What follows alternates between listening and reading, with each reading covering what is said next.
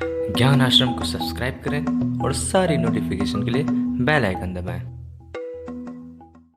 Hello दोस्तों, ज्ञान आश्रम में आप लोगों का स्वागत है। जो भी नए बच्चे एडमिशन लिए हैं अभी नए सत्र में, जिनका एग्जाम 2022 के बोर्ड में होने वाला है, उसी बच्चों के लिए ये दूसरा वीडियो बनने जा रहा है। ठीक है, अभी तक इससे पहले वाले वीडियो में हमने जो चैप्टर स्टार्ट किया, आप लोग का सबसे पहला चैप्टर वो हमने स्टार्ट किया पार्टनरशिप का। ठीक है, पार्टनरशिप का फंडामेंटल हमने स्टार्ट किया। उसके अंदर हमने आप लोगों को अभी तक कवर किया क्या कि साझेदारी क्या होता है, उसके बारे में हमने बताया और इसी के साथ साथ उसका कैरेक्टर बताया। आज हम लोग जानने वाले हैं आज की क्लास में कि साझेदारी संलेख क्या होता है। ठीक है, साझेदारी संलेख क्या होता है, उसमें कौन कौन सी चीजों को लिखा जाता है और साथ ही साथ ये भी जानेंगे आज की क्लास में कि साझेदारी संलेख जब नहीं होता है तो आपको क्या रूल अप्लाई करना है अपने क्वेश्चंस में भी, और साथ ही साथ जनरल वे में भी क्या रूल्स अप्लाई होते हैं जब साझेदारी संलेख नहीं होता है। ठीक है, तो ये आपको अच्छे तरीके से समझना है। तो सबसे पहले हम लोग स्टार्ट करते थे कि साझेदारी संलेख क्या होता है। तो इसको समझने से पहले हमने आपको पुराना वीडियो बताया था, इससे पहले वाले वीडियो में, कि साझेदारी का जन्म होने के लिए या साझेदारी के कैरेक्टर में हमने आपको बताया था एग्रीमेंट के बारे में, ठहराव या समझौता के बारे में आपको हमने ये समझाया था। तो एकदम सेम चीज यहां पर भी समझना है। हमने ये बात बताया था कि साझेदारी का जन्म क्या होता है, एग्रीमेंट के जरिए,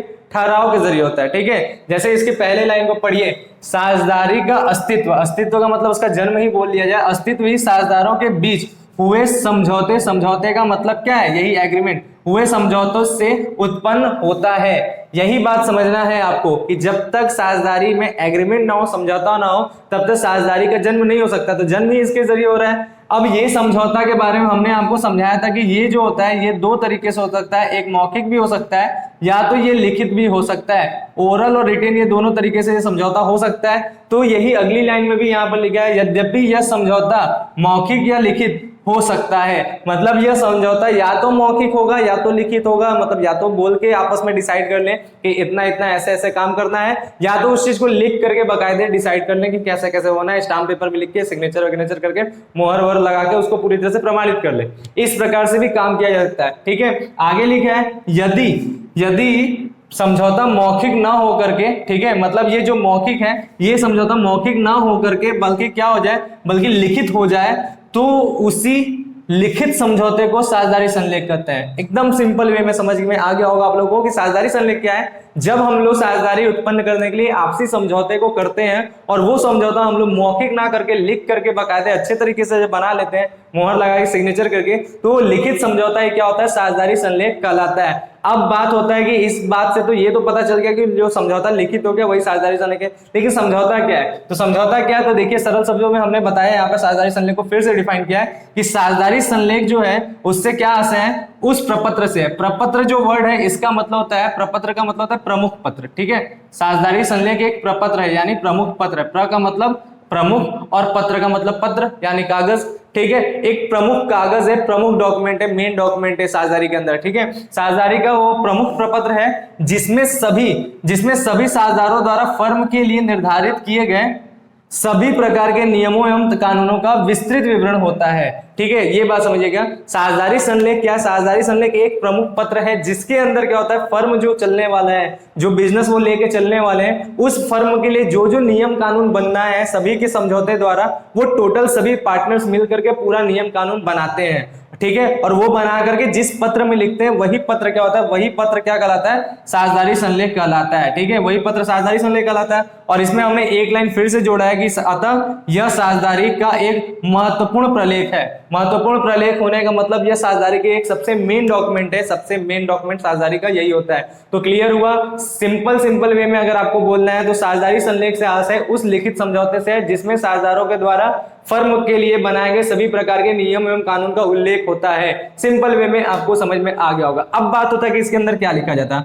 तो इसकी विषय वस्तु में हमने कुछ ही इंपॉर्टेंट चीजों को लिखा है, बहुत सी चीजें लिख सकते हैं। मतलब सीधा सेंस ये है कि साझेदारी फर्म में आपको जो जो नियम कानून बनाने हैं वो सारे के सारे नियम कानून इसके अंदर डाल देने हैं। ठीक है, इस समझौते के अंदर डाल देने हैं। जैसे हमने इसमें कुछ मेन चीजें बताया, जैसे इसके अंदर फर्म का नाम हमें पता रखना है कि आपका जो फर्म होगा उसका क्या नाम आप डिसाइड करेंगे, और उसके साथ साथ उसका एड्रेस कहाँ होना है। ठीक है। उसी तरह जो साझेदार हैं, जो मेंबर्स हैं, उनका भी अपना अपना नाम और उनका पता लिखना है, ठीक है। उसके साथ वो लोग कितनी पूंजी लगाएंगे ये बात जिक्र करना है। इसके बाद वो लोग कितना आहरण निकाल सकते हैं ये जिक्र करना है। उसकी पूंजी पर कितना ब्याज लगेगा ये हो सकता है, ठीक है। उनके आहरण पर कितना ब्याज होगा ये हो सकता है। वो लोग कितना वेतन पाएंगे इस बात का जिक्र हो सकता है। उनको कितना कमीशन मिलना है इस बात का जिक्र हो सकता है। और इसी प्रकार के बाकी भी नियम कानून के प्रवेश के समय क्या होगा, रिटायर के समय क्या होगा, बहुत प्रकार के जो जो नियम कानून है वो सारे इस पत्र के अंदर उल्लेख किया जाता है। तो ठीक है, तो ये बात समझ में आ गया। अब हम लोग समझते हैं कि जब साझेदारी संलेख नहीं होगा तो कौन कौन से नियम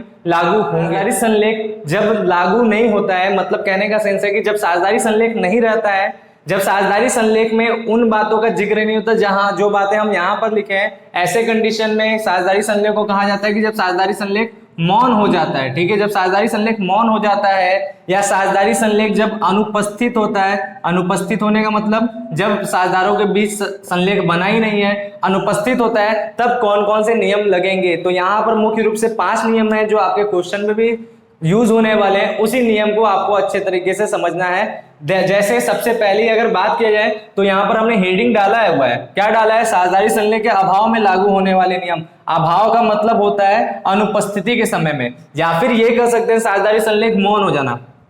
मौन हो जाना का सेंस क्या होता है, देखिए कानून में क्या होता है, कानून में अक्सर हम लोग जो भी सबूत होते हैं या जो गवाह होते हैं, दोनों को कहा जाता है कानून के नजर में वो बोलता है, क्योंकि कानून तो अंधा है, कानून देख नहीं सकता है, कानून अंधा है वो देख नहीं सकता है, इसलिए कानून केवल सुन सकता है, ठीक है। तो ऐसे कंडीशन जो भी सबूत होता है वो भी बोलने वाला जिक्र की तरह उसको यूज किया जाता है। कानून के दृष्टिकोण से सभी चीजें बोलती है तो ये डॉक्यूमेंट, साझेदारी संलेख है तो डॉक्यूमेंट, लेकिन उसका मौन होने का मतलब क्या है कि उसमें वो चीज नहीं लिखा होना, ठीक है, वो चीज नहीं लिखा होना। तो जब उस चीज का जिक्र नहीं होगा तो वहां पे कौन कौन से नियम लगेंगे। जैसे हमारे बारे में बताया हुआ है कि भारत का जो साझेदारी है, भारत का साझेदारी अधिनियम बना था 1932, हमने पहले भी बताया। उसके धारा 12 से लेकर के 17 के बीच में इस प्रकार के नियमों के बारे में विस्तृत वर्णन है जो आपका लागू होगा जब साझेदारी संलेख नहीं होगा। मुख्य रूप से आपको 5 पढ़ना है जो आपके एग्जाम में इंपॉर्टेंट है, जो आपके क्वेश्चन में भी लगने वाले हैं। जैसे सबसे पहला पढ़ना है क्या है, लाभ हानि अनुपात। जब आपका साझेदारी संलेख नहीं है, ठीक है, तो वहां पर लाभ हानि अनुपात कैसा होगा, बराबर होगा, ठीक है। यानी जितने साझेदार होंगे उनमें लाभ हो या हानि हो, सब के सब क्या होंगे, बराबर इक्वली बटेंगे, ठीक है, बराबर इक्वली बटेंगे। बात समझ में आया, लाभ हानि अनुपात बराबर होगा, ठीक है। अभाव होगा जब साझेदारी संलेख नहीं होगा, या फिर ये हो सकता है कि आपने साझेदारी संलेख बनाया लेकिन उस संलेख में आप भूल गए कि लाभ हानि कैसे बांटना है, इस बात का जिक्र नहीं किए। तो ऐसे कंडीशन में जब इस बात का जिक्र नहीं होगा तो भी आपका क्या होगा, बराबर ही बटेगा। इसका क्वेश्चन में कैसे समझना है, जब क्वेश्चन में आपका कोई रेशियो नहीं दिया रहता है तो क्वेश्चन में बराबर बराबर अनुपात में बांटेंगे, क्योंकि साझेदारी संलेख का अभाव माना जाएगा। बात क्लियर हुआ। सेकंड पॉइंट है आपका पूंजी पर ब्याज। पूंजी पर ब्याज जो है वो क्या होगा, नहीं दिया जाएगा, ठीक है। पूंजी पर ब्याज जो है वो नहीं दिया जाएगा, मतलब कोई भी पूंजी पर ब्याज अलाउ नहीं होगा, ये भी आपको समझना है। ये जो है ये भी अलाउ नहीं होने वाला है, ठीक है। ऐसे कंडीशन में कब, जब साझेदारी संलेख नहीं होना है। फिर इसके बाद क्या, आहरण पर ब्याज। आहरण पर ब्याज जो है वो नहीं लिया जाएगा, नहीं लिया जाएगा, ठीक है, नहीं लिया जाएगा। अब एक बात आपको पता होना चाहिए, क्योंकि आप लोग 12th में है तो आपको पता होना चाहिए कि कंपनी जो होता है, मतलब फर्म जो होता है, वो पूंजी पर ब्याज लेता है और जो आपका आहरण पर ब्याज वो देता है। ऐसा इसलिए होता है क्योंकि फर्म के दृष्टिकोण से जो पूंजी है एक प्रकार का लिया हुआ ऋण है, इसलिए उस पर ब्याज देना पड़ता है उसको। साझेदारों द्वारा लगाया गया जो पूंजी होता है वो फर्म के दृष्टिकोण से वो कर्जदार है फर्म, ठीक है, तो इसीलिए उस पर वो ब्याज देता है। और साझेदार ने जब आहरण निकाला तो एक दृष्टिकोण है फर्म की नजर से कि उसने अपने साझेदार को क्या किया, लोन दिया है, तो ऐसे कंडीशन में वो ब्याज लेता है। इसीलिए जब आपका संलेख नहीं होगा तो ब्याज ये नहीं लगेगा, ठीक है। मतलब कहने का सेंस है पूंजी पर ब्याज भी नहीं लगेगा, आहरण पर ब्याज भी नहीं लगाना है, अगर क्वेश्चन में इस बात का जिक्र नहीं है, ठीक है। फिर नेक्स्ट पॉइंट क्या है, साझेदारों के ऋण पर ब्याज। अगर साझेदार फर्म में ऋण देते हैं और उसके ब्याज के बारे में कोई उल्लेख नहीं है साझेदारी संलेख में, या साझेदारी संलेख नहीं बना है, तो ऐसे कंडीशन में साझेदारों को कितना ब्याज मिलना है, 6% वार्षिक दर पे, ठीक है, 6% वार्षिक दर से ब्याज दिया जाएगा, ठीक है, ब्याज दिया जाएगा। बात समझिएगा, ब्याज दिया जाएगा। ये कब होगा, ये आपका होगा इसके लिए साझेदारों ने जब ऋण दिया है, यानी साझेदारों ने अपनी पूंजी के अतिरिक्त फर्म को जरूरत पड़ता है कभी कोई ऋण लेने के लिए, तो वो अपने साझेदारों से भी ऋण ले सकता है। तो ऐसे कंडीशन में इसको अतिरिक्त पूंजी के तौर पर देखा जाता है। तो अतिरिक्त पूंजी पर बोलिए या फिर ऋण पर बोलिए, साझेदारों के ऋण पर या साझेदारों के द्वारा लगाएगा अतिरिक्त पूंजी पे फर्म कितना रुपए कितना परसेंट ब्याज लेगा, तो वो 6% वार्षिक दर से ब्याज लेगा नहीं, मतलब देगा, ठीक है, क्योंकि वो ऋण लिया है। फर्म क्या किया है, फर्म साझेदारों से ऋण लिया है, तो उस पे वो ब्याज क्या करेगा, ब्याज वो देगा, दिया जाएगा। बात क्लियर हुआ, कितने परसेंट, 6% वार्षिक दर से, ठीक है। फिर नेक्स्ट हमारा क्या, सबसे आखिरी, वेतन या कमीशन। हमने बताया था आप लोगों को, साझेदार जब अपना अतिरिक्त वर्क करते हैं या कोई वर्क करते हैं और साझेदारी संलेख में यूज हुआ है कि वो काम कर रहे हैं, तो उनको वेतन और पारिश्रमिक दिया जा सकता है, वेतन दिया जाता है, कमीशन दिया जाता है। इस प्रकार से उनको कुछ पैसा एक्स्ट्रा दिया जाता है, लाभ के अतिरिक्त दिया जा सकता है। लेकिन अगर साझेदारी संलेख मौन है, अनुपस्थित है या उसका अभाव है, तो ऐसे कंडीशन में क्या होगा, वेतन या पारिश्रमिक भी क्या होगा, साझेदारों को नहीं दिया जाएगा, ठीक है। साझेदारों को क्या होगा, वेतन या पारिश्रमिक भी नहीं दिया जाएगा। बात समझिएगा, ठीक है, ये भी बात क्लियर रहना चाहिए। तो ये 5 नियम है, ठीक है, बात समझ में आया। पहला नियम क्या है, लाभ हानि बराबर, दूसरा पूंजी पर ब्याज नहीं, तीसरा आहरण पर ब्याज नहीं, चौथा ऋण पर 6% की दर से ब्याज, और पांचवा वेतन या पारिश्रमिक पर कोई भी रकम नहीं दिया जाएगा, ठीक है। तो सबको समझ में आ गया, उम्मीद करते हैं सारे बच्चों को अच्छे तरीके से आ गया।